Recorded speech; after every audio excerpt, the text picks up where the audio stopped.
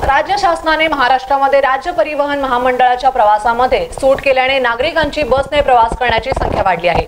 ज्येष्ठ नागरिकांना मोफत आणि महिलांना 50% सूट दिल्यानंतर सर्व जनतेमधून महाराष्ट्र शासनाचे कौतुक केले जात आहे। मात्र शाळा कॉलेजमध्ये जाणाऱ्या विद्यार्थ्यांचे एसटीचा प्रवास करण्यासाठी बेहाल होत आहेत। सध्याला सोशल मीडियावर एक लाल परीचा अंगावर काटा येणारा व्हिडिओ व्हायरल होत आहे।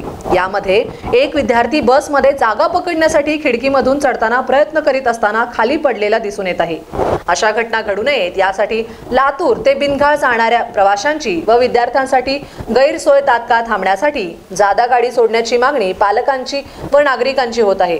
बिदगाळ बोकनगाव दगडवाडी सलगरा बोरी मार्गे सकाळी 9 ला लातूरला जाणाऱ्या प्रवाशांची संख्या 100हून अधिक असल्याने विद्यार्थ्यांची गैरसोय होत आहे।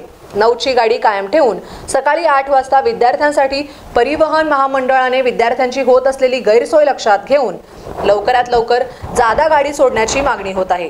महामंडळाला सलगरा बुजुर्ग तर्फे नम्र विनंती आहे की सकाळी 9 वाजताची जी एसटी आहे ती चालू आहे, पण आपल्या गावातील मुलं, बोकनगावची मुलं, दगडवाडीची मुलं आणि बिलग्याची मुलं जी शाळेला जातात त्या शाळेचं नाव कमला नेहरू आणि कैलासवासी राजीव गांधी, त्याचा टाईम टेबल आहे 8:30चा।